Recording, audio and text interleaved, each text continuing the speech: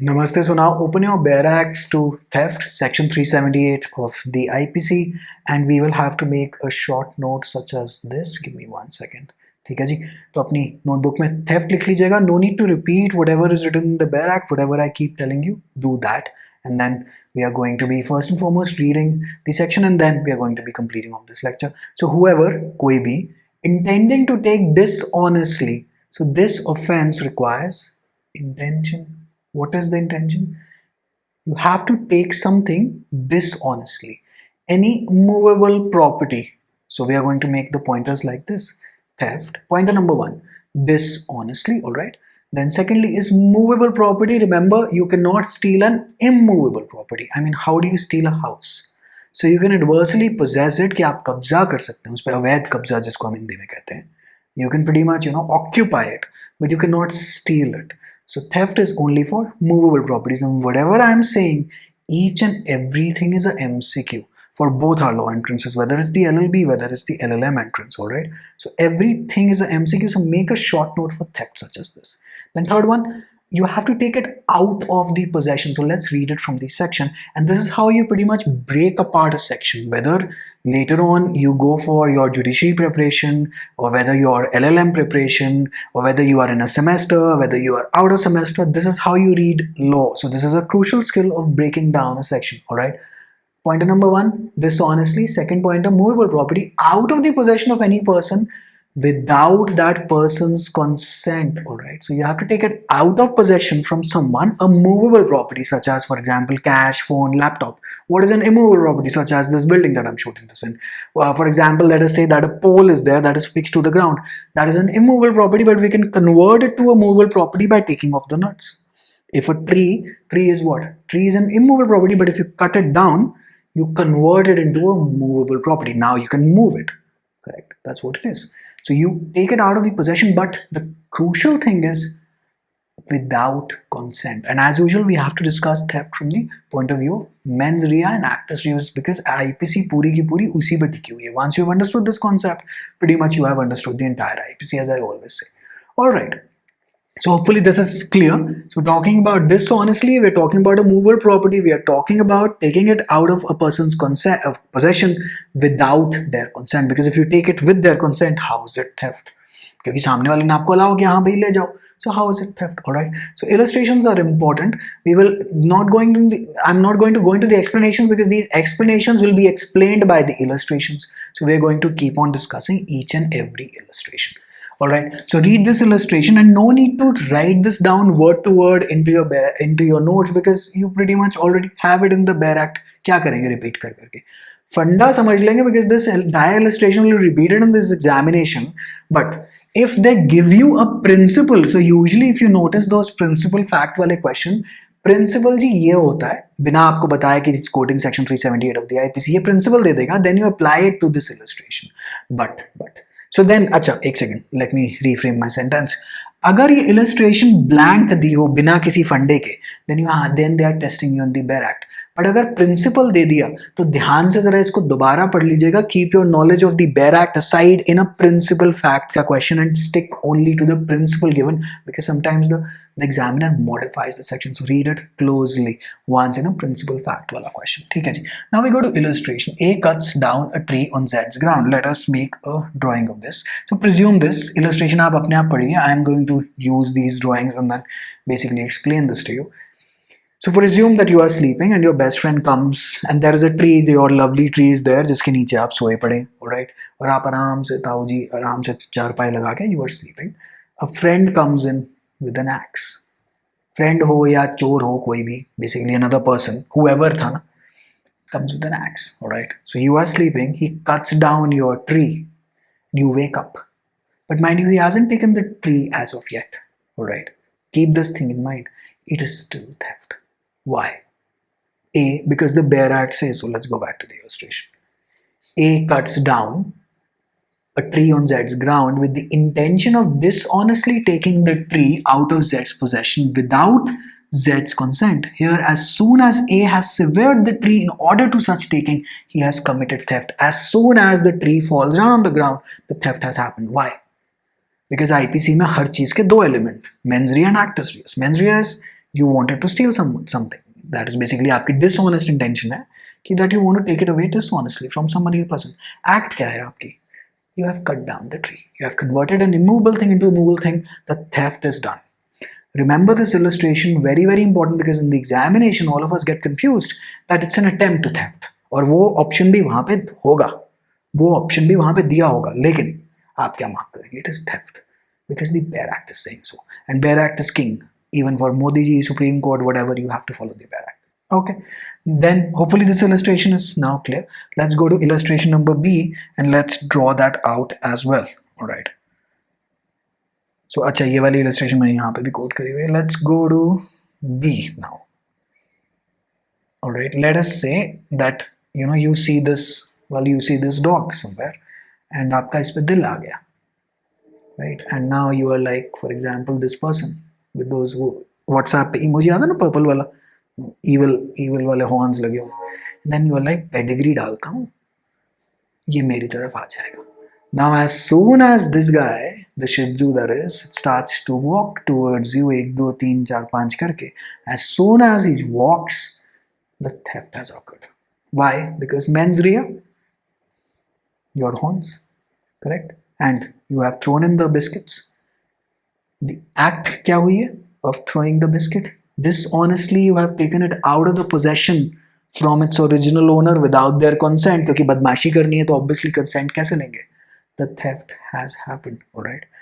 So A puts a bait for dogs in his pocket and thus induces Z's dog to follow it.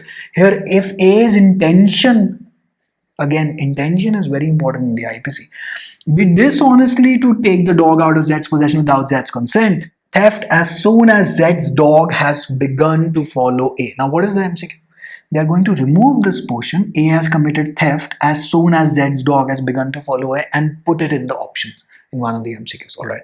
So hopefully this is clear. A meets a bullock carrying a box of treasure. He drives the bullock in a certain direction in order that he may dishonestly take the treasure. As soon as some people pronounce it as a bullock. I think that is the correct pronunciation, but can any which way. As soon as the bullock, हम भी बोलते हैं, bullock begins to move, A has committed theft of treasure. Why? Treasure के चक्कर में आप सामने वाले को बुला रहे हैं, and now you have basically called the guy कि जी आजा आजा इधर आजा. Mens rea क्या है? बदमाशी चोरी करने की. Actus हो गया, offense. IPC is going to catch you. It's as simple as that. So the theft has occurred. Now D and E are very confusing illustrations, but let us discuss them and let us clarify the confusion of what the author of this Bear Act is in basically, अब उसकी intention क्या है. A being Z's servant and entrusted by Z with the care of Z's plate, कोई भी खाने वाने की plate या कुछ गोल्ड की प्लेट है, कुछ भी लगा लीजिए, dishonestly runs away with the plate without Z's consent, A has committed theft. ये illustration याद करने वाली है, इसको कहीं mark कर लीजिएगा, because this confuses a lot of people. And why does it confuse? E will tell you why does it confuse, and then we're going to come back to D. Right. Now Z going on a journey, for example, let us say that you are going on a journey, entrusts his plate to A. So you have entrusted it now. आप खुद अपनी जेब से निकाल के जी ये पकड़, मैं आऊँगा तो तेरे से वापस ले लूँगा. All right. A, the keeper of a warehouse till Z shall return. A carries the plate to a goldsmith and sells it. So you have told the guy कि भाई मैं आऊँगा ले लूँगा, and then you have gone to Missouri, and when you come back you're like, वो जी plate कहाँ है? Oh, I तो sold it. Here the plate was not in Z's possession. It could not therefore be taken out of Z's possession, and A has not committed theft, though he may have committed criminal breach of trust. Now, what is criminal breach of trust? We are going to see it. A trick for criminal breach of trust is that you are entrusting your thing to somebody else, except in one case, which is in illustration D. देखिए, A being Z's servant and entrusted by Z with the care of Z's place. Actually, thanks to the master-servant relationship, this thing, the plate, still remains in the possession of A क्योंकि वो servant है. For example, let us say that presume that I give my maid in my office कि ये रख दो जरा वहाँ पे, and I'm just coming, and she runs away with it. It is theft, all right? Because when I have given her that thing, it is still in my possession thanks to a master-servant relationship. Because she technically speaking is a part of my organization, so the thing remains in my possession only. But let us say that I go outside and then there is a chowkidar, and I tell him that you keep this key, or let us say that you keep my car key, and I will just come back and collect it from you. I am entrusting something, and then वो गाड़ी लेके and then he sells it ahead or whatever he does it. Then that is basically, the car was not in my possession. I gave the possession to him. But in illustration D, we have not given the possession to somebody else. That servant still has basically that possession is counted under me thanks to the master servant relationship, and that guy runs away. All right. So herein it is theft. Okay, just made a quick edit due to the background noise of the fan. So in illustration D, he has taken it out of my possession because under master servant relationship, well, you still, that plate is in my possession. You steal it, it's theft. But if I entrust it to a third party and then they go ahead and do whatever with it, it is certainly not theft. So taking out of the possession of the person without their consent becomes sine qua non, that is essential for the basically the offense of theft to occur. Now A finds a ring belonging to Z on a table in the house which Z occupies. Great.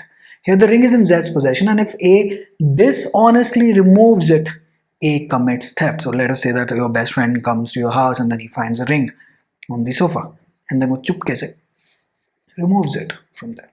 Obviously, I believe, it's a very simple illustration, it's theft. Now, your best friend finds a ring lying on the high road. Yeah, let us say that you find an iPhone on the high road, not in the possession of any person. I mean, you just don't know, right? So A, by taking it, commits no theft. Why? Because he hasn't taken it out of somebody's possession. That is crucial. Though he may commit criminal misappropriation of property, we're going to see what criminal misappropriation of the property is in the course, basically in the lectures down below. I'm not going to be discussing here. Misappropriation is always conversion of property into something else. Now A sees a ring belonging to Z lying on table in Z's house. Not venturing to misappropriate the ring immediately for fear of search and detection, A hides the ring in a place where it is highly improbable that it will be ever found by Z. Basically, आपने छुपा दी वो ring. All right. Intention of taking the ring from the hiding place and selling it when the loss is forgotten. Here, A at the time of first moving the ring commits theft. आपने बदमाशी से, you have taken it out of somebody's possession. You have committed a theft. As simple as that. A delivers his watch to Z. For example, let us say that you go ahead and deliver your watch to Z. A jeweler to be regulated. भैया वो पहले वो घड़ियाँ जो आती थी वो घुमाते थे उसके अंदर. There was basically the clock used to be winding. उसको winding up कहते हैं, winding up the watch because there was no battery in it. Z carries it to his shop. A, not owing to the jeweler any debt for which the jeweler might lawfully retain the watch as security, enters the shop openly. अब आप गुंडे हैं, अब आप उसकी दुकान में घुस गए. Takes his watch by force out of Z's hand and carries it away. मैं अपनी घड़ी वापस लेके जा रहा हूँ.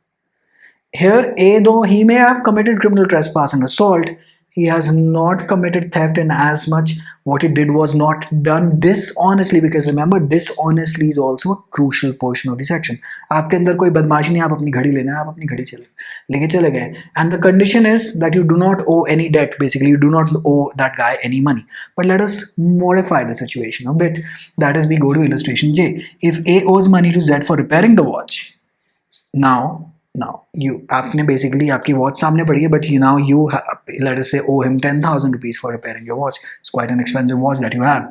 And if Z retains the watch lawfully as a security for the debt, कि जब तक तू पैसे नहीं देगा, I won't be returning the watch to you. And A takes the watch out of Z's possession. आपने जानबूझ इधर दे, मैं नहीं दे रहा तेरे पैसे, मेरी घड़ी है, मेरे को दे वापस. With the intention of depriving Z of the property as a security for his debt, he commits theft in as much as he takes it dishonestly. Now you're taking it dishonestly, you want to avoid paying the other person. You're taking it dishonestly, you're taking it out of somebody's possession, and you're taking it without their consent, even though the watch belongs to you. But because you have done such a thing dishonestly, you have committed theft. Watch out for this illustration in your exam. All right. Now, again, if A, having pawned his watch to Z, now what is pawning? Well, आपने गिरवी रखा दिया. This concept we have discussed in the Contract Act section of the course. Takes it out of Z's possession without Z's consent, not having paid what he borrowed on the watch, he commits theft. Though the watch is his own property in as much as he takes it dishonestly. Again, आपने कोई चीज गिरवी रख दी. You have basically deposited कि तुम रख लो, जब मैं तुम्हारे पैसे लौटा दूंगा, I'm going to take this thing away. But you just come in and now you have dishonestly taken it. So all requirements of that section of 378, they're getting fulfilled. So it becomes theft. All right. Each and every illustration from theft is important. That's why we're discussing each and everything so that nothing gets left out from the course. All right. Now A takes an article belonging to Z out of Z's possession without Z's consent. Great. With the intention of keeping it until he obtains money from Z as a reward for its restoration. Here A takes dishonestly. You have taken it this. Let us say that somebody, your best friend, comes to your house and takes your iPhone away or takes your phone away. कि जब मेरे को पैसे देगा वापस आके ले लियो अपना सामान. चोरी कर गया वो आपसे. Why? He's taken it dishonestly. He's forcing you to do something which is basically entirely not legal. He has a dishonest intention that he wants you to cough up money. Then secondly, he has taken it out of your possession without your consent. And it's a movable property. Every element of 378 gets fulfilled. It's as simple as that. Simple, right? Now, A, being on friendly terms with Z, goes into Z's library in Z's absence. So, for example, you go to your best friend's library in the best friend's absence and takes away a book. You take away a book without your best friend's express consent for the purpose merely of reading it and with the intention of returning it. So, you have not done not badmashi, you have just borrowed the book. All right. Here it is probable that you may have conceived that you had your best friend's implied consent to use his book. I'm just modifying the illustration to suit the language. If this was your impression, you have not committed theft, because what was your intention? Your intention was to return the book. Your intention was not to steal it. You thought you had implied consent कि भाई मेरा best friend है, किताब के लिए क्या ही बोलेगा, इतना सन की आदमी तो वो है नहीं. So you have not committed theft. Simple. Why? Because the dishonestly bit is missing. So all things from that section of 378, they have to get fulfilled in order for it to be called as theft. That is basically basic funda of law. Okay? Now A asks charity from Z's wife. Great. So now you are asking charity from your best friend's wife. She gives A money, you money, food and clothes, which you know to belong to her husband. Here it is probable that you may conceive कि भाई अब बीवी जी दे रही हैं तो the बीवी जी obviously has authority to give that stuff to you. So if this was your impression, you have not committed theft because you have not taken those things dishonestly. It's as simple as that. All right. Now A is the paramour of Z's wife, so basically you are having now an affair. भाई क्या दिन आ गए, right? अभी तो हमारे exam नहीं clear हो रहे और अभी हमारे अफेयर भी चालू हो गए. Great. She gives a valuable property which A knows to belong to her husband Z, and to be such property as she has not authority from Z to give. Let us say she gives you a 10 lakh rupee की watch, that very expensive watch जिसके बारे में हमने भी बात करी थी. Now you know कि ये तो इसके पास authority नहीं है, because I mean who gives you 10 lakh rupee की watch and you are already having an affair with her. Now see, the dishonest element comes in. You are taking something out of somebody's possession without their consent. If A takes the property dishonestly, he commits theft. Hopefully the funda is clear. All right. Now in A, in good faith, believing property belonging to Z to be A's own property, takes that property out of B's possession. For example, let us say, अब आजकल सारे के सारे phone, they all look the same. So they are all black bricks. मतलब मेरा phone यहाँ पे नहीं था, I would have shown you. Can any which way? आप अपना phone देख लीजिए. Let us say that 2-3 phones are lying. Let us say that you take this exam and exam आपका चाहे वो LLM हो चाहे वो LLB की entrance हो, आप खुद सोचिएगा. They ask you to put the phones away, and let us say after the examination, you just accidentally pick up somebody else's phone because they all look the same and put it in your pocket and walk away. Have you committed theft? No, because you haven't done anything dishonestly, because that is the sine qua non, the most essential thing in the section. If that thing is missing, it won't be classified as theft. So each of these illustrations is a MCQ. All right. Now, in the next lecture, let us move on to extortion. Let's go to dacoity. Let's go to robbery, all linked in. And then let's discuss that. Theft. ये वाला काम पूरा हो गया. ये short note hopefully आपने बना लिया है इसे.